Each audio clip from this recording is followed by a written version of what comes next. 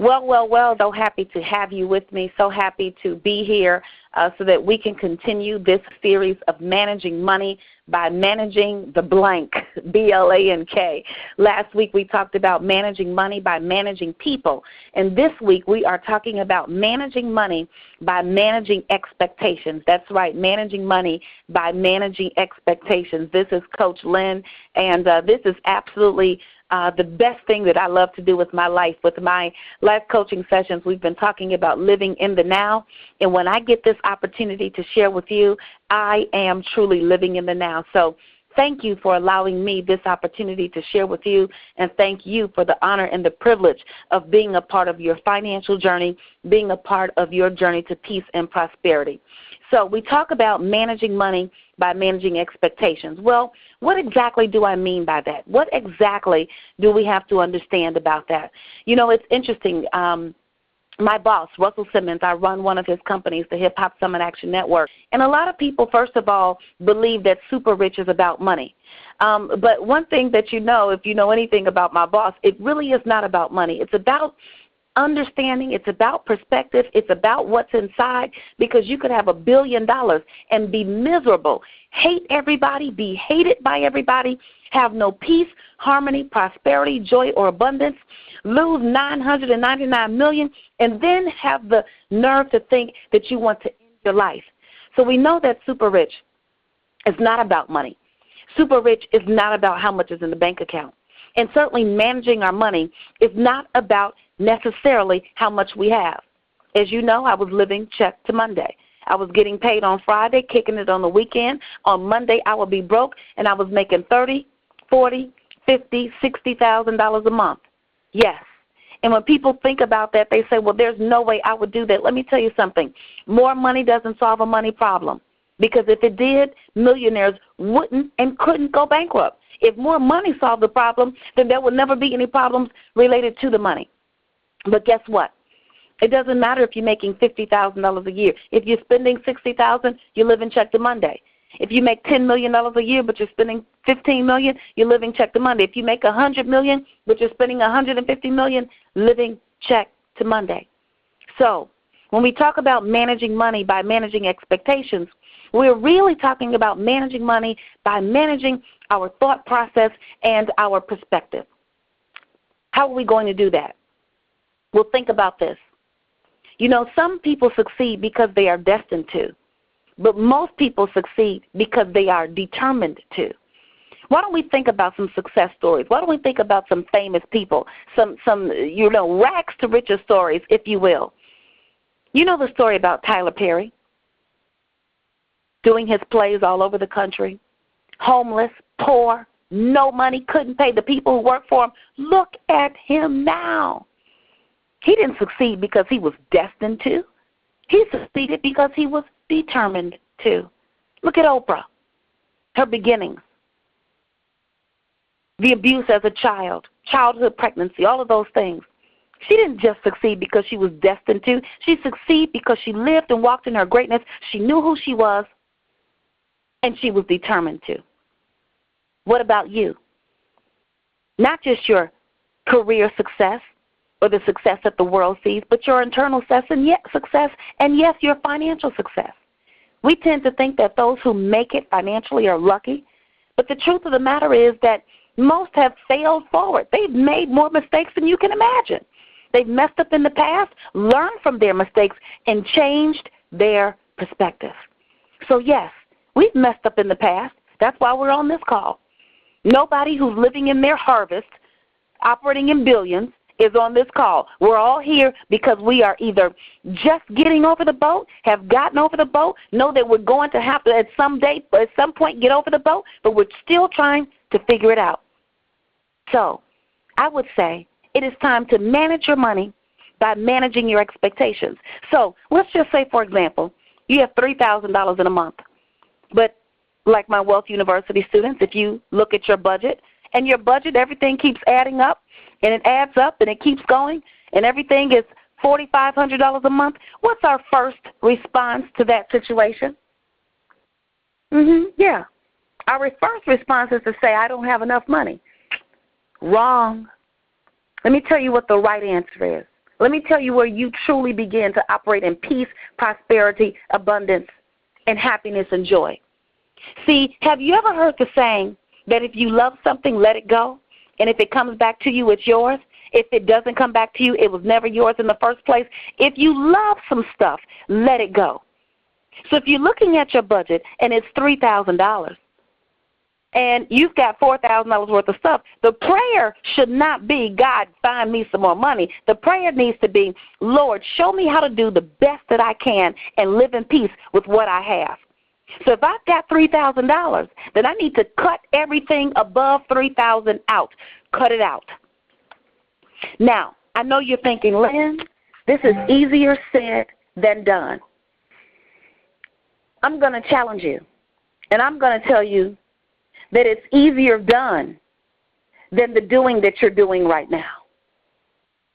So we're going to change our perspective one more time. Lynn, you might say it's easier said than done. I've got all this stuff. I've got all these people. I've got all this stuff that it's attached to, and I'm going to challenge you because I know that you are destined to succeed. I know that you have the determination to get there. I know it because you showed up here. And you showed up here. You didn't get a big email. You showed up here based on last week's registration, based on your reminder. So you are searching for something. So rather than saying it's easier said than done, I'm going to say this is easier than done than what you are doing right now. What do you need to cut off? Do you really need the cell phone with those packages?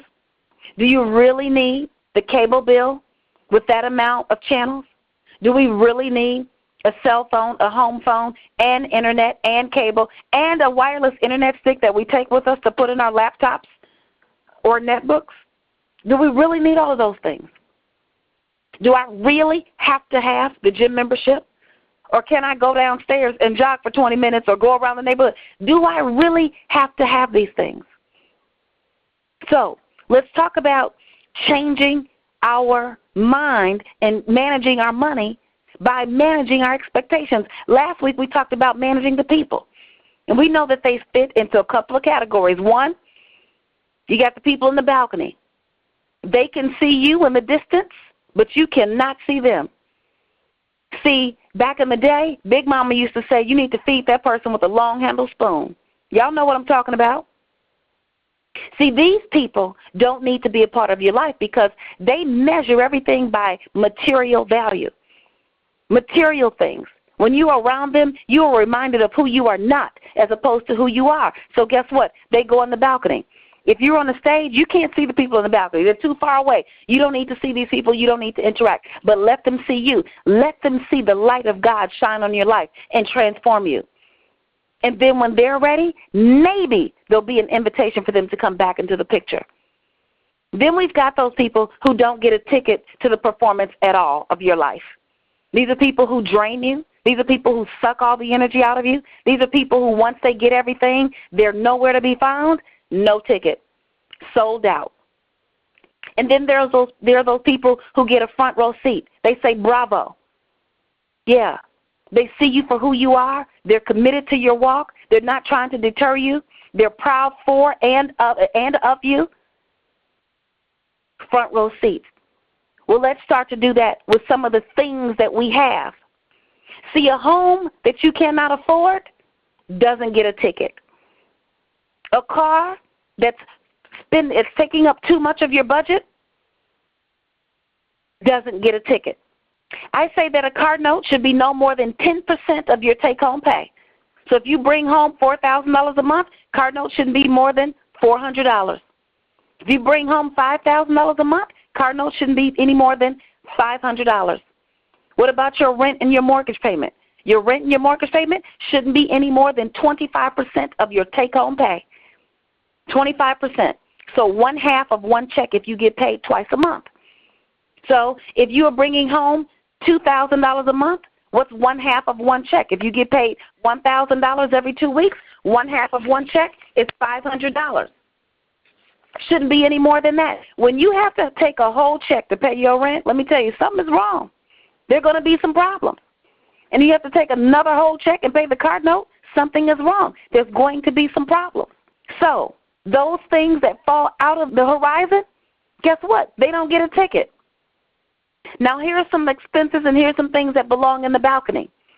Maybe you've got some debt. Many of us have student loans.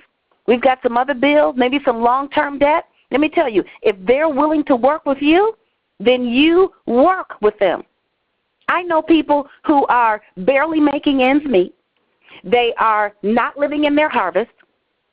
They are either upside down in their monthly bills or a little bit close to it. Maybe there's $50 in cash flow, and they're so worried about their student loans. Now, I'm not telling you to neglect your student loans by any means necessary, but I am telling you to contact the direct loan servicer and ask for a deferment if you're in school, or an educational and economic hardship deferment if you've got some documentable financial situations going on. And if they say no to all of the above, then you ask for a forbearance.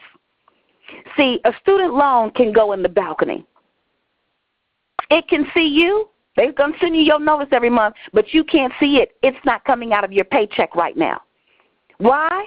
Because you're already living upside down. So it doesn't make sense to take good money and put it towards a debt that they're saying you can wait to pay us if that is your preference right now, or if that's your situation right now. So if you have no savings, you're not tithing, you're not moving towards your financial prosperity, or you're in significant debt, I do not advise paying your student loans right now. Put them in forbearance. They remain on your credit report as good debts paid in full, but you don't have to come out of pocket. Now, you may be saying, well, Lynn, I've got $50,000, $60,000, $80,000. Well, let me tell you something. Giving them $300 a month and still being broke doesn't help anybody. It doesn't really help them, and it doesn't help you. What you need to do is figure out how to get to the point where there is additional abundant cash flow for you to be able to take care of those expenses. See, my thought process is wait till there's an additional $1,000 in additional residual monthly income. That's after you tithe, that's after you save, that's after you pay all your bills, that's after you put money in your 401k, that's after you've got additional cash flow, and then give the student loan company $1,000 a month for 25 months, 2 years, and it's paid off, $25,000 of debt. But to try to give them $200 or $300 now while you're struggling, it doesn't add up. Here's some other debt you can put in the balcony. You may have a car note right now. You may have run into some other financial situations. Call your car note company and ask them for a deferment. You may have another installment debt. An installment debt is anything like a car note, a mortgage, a student loan, or something like that, and you need to ask for some help. Call and get the help. Put those debts in the balcony. Now, what about the front row seat? And in terms of your front row seat, in terms of your bills, these are only things that you have to have, not things that you want to have. Let me tell you something. If you want to get someplace that you've never been, you're going to have to do some things that you've never done. And remember, we've gotten to this point by having a whole lot of fun. Yes, I tell people I was living check to Monday. I was having a whole lot of fun doing exactly what I wanted to do. But here's the deal. I got a secret for you. Because you may feel like when you get on these calls, or if you're my Wealth University student, you may feel like the budget, this is a little too tough. Lynn is on me. I'm just going to go out and have this meal. I'm going to do what I want to do. Newsflash. When you spend beyond your means, when you live beyond your budget, when you live out of order, you're not doing what you want to do. You're doing what you don't want to do. Imagine that. But there's another force that's causing you to do what you don't want to do, and it's a deceptive force, and it makes you think you're doing what you want to do. Nobody wants to spend beyond their means. Nobody wants to live in the constant worry of, is there enough? How am I going to make it? How am I going to be able to operate and move in my dreams? How am I going to prove to God that I'm a good and faithful steward? Nobody wants to be out of order. So when you go and you spend too much money on gas, on food, on clothing, on all of these things, that's not what you wanted to do. It's what you didn't want to do. And it's a force, and it's called spiritual warfare. And it's a deceptive force because it makes you think you're okay when you're really not. And it's seductive. Seduction is what takes place when you don't realize what's going on, but then when you look up, that's what happens when you go to Walmart for toothpaste and walk out with $179.47 worth of stuff you don't need. So, in the front row seat, you've got your living expense. But if you're living in a home that you cannot afford, if you're living in a place that you cannot afford, I talked to a single mother with 4 children. She brings $1,000 a month. Her rent was $1,200. She's saying, Leah, what should I do? What should I do? You know, I can't make ends meet. Get a smaller apartment, period. That's it. But each one of my kids need their own bedroom? No, they don't. Who started that rule? The Jackson 5 grew up in a little bitty house in Gary. It was 9 people in did they have a bedroom? Don't look like it to me. Now, I'm not saying that we don't deserve luxury. What I'm saying is we don't deserve it if we can't afford it, period. Get a 2-bedroom apartment. One of the kids can sleep in the room with you, and the other 2 can sleep in the other room. That's how it goes. That's how my 89-year-old grandmother did it. See, back in the day, they didn't have the ability to cheat. Yes, how do we cheat? Talking about managing our money by managing our expectations. We get to cheat with the debit card. We get to cheat with the credit card. We get to cheat with the checkbook. Back in the day when all they had was cash, guess what? They couldn't cheat. You could only spend what you had. So, what's in that front row seat? The things that you need. Groceries. Not lunch money, going out to the restaurant or the fast food drive-through every single day. Utilities, light, gas, and then which telephone? Not 5 telephones. Which one? And if you have kids on the cell phone, they need to be on the free plan. Free. My children, for each kid, it's free for children up to 200 minutes. Guess what? I went right online. Everybody got 200 minutes. If you go over your 200 minutes, I'm sorry. The billing cycle is from January 24th to February 23rd. My middle child, she'll use up her 200 minutes by February 6th, like in a week. Not my problem. Now, she can call any T-Mobile person all day long, so she can still get in touch with me, Dad, her sisters. But the front row seat, these are expectations that only need to be there. That's it. Manage your money by managing your expectations. Stop saying you're broke. Stop falling into that cycle. See yourself for who you are going to be, not for who you are right now. And begin to proclaim that I have more than enough. Lord, I just need you to show me how to manage it, how to do the best I can and live in peace with what I have. And the things that I'm going to let go, I've been willing. Let me tell you something. I let go everything. When I started all over, for real, come get the car, the Lexus, all this stuff. I don't want it. My attorney said, you can keep your car. I said, I am not filing bankruptcy and going to keep some debt. I'm not doing it. Because then that's me having selective debt. You know how people have selective memory? They remember what they want to remember? No. I want God to fully bless me. And so now the Mercedes that I drive for free. See, let me tell you something. If you love something, let it go. When it comes back to you, it's yours. And it will cause you no worry. See, the Bible tells us that God will give us wealth with no worry added to it. I think driving a Mercedes with no car note payment is a no worry situation. And in just a couple of months, I won't even have to pay the $100 a month for the insurance. Wealth with no worry added to it. I was willing to give up my home. Told the mortgage company, if you don't modify it, take it. They modified it, half of what I was paying. Because, see, to me, whether I had the money or not, now here's the other thing. Whether you have it or not, is it the best use of it? And it just didn't make any sense to spend that many $1,000s a month to live. It didn't take all that. If I have the extra money, let me do some other things with it. And God began to bless me, prosper me, and to move me into situations. You talk about letting some stuff go, and if it comes back to you as yours, how about letting some stuff go? And when you let it go, you realize you didn't want it in the first place, and what you get, that's the true blessing. See, when you begin to follow God's rules, then He does things on your behalf that you would never have asked for or imagined. Ephesians 3:20 tells us that he will bless us exceedingly and abundantly, more than we could ever ask or imagine, according to his power at work in us. So his power has to be at work in you. And it cannot be at work in you if your expectation, if your perception is that I'm broke. If your expectation, your perception is that I don't have enough to give. I don't have enough. Operating from a deficit instead of operating from the position of power that you are in. So, what financial habit do you need to break? Ask yourself these tough questions right now. Ask yourself, what can I do better? Write it down. Think it out in your head. What can I do better? Eliminate some of these bills. Stop driving around so much. Stop spending extra money I don't have. Take a back seat. Think before I spend. People say think before you speak. How about think before you spend? What can I do better?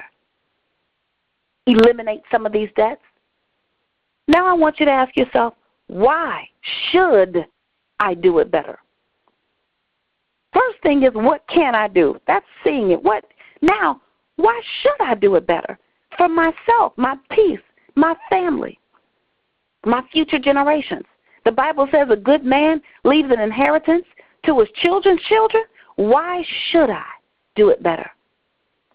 And then the last question I want you to ask yourself is, what will happen to me and my family or my community, the people I care about, my legacy?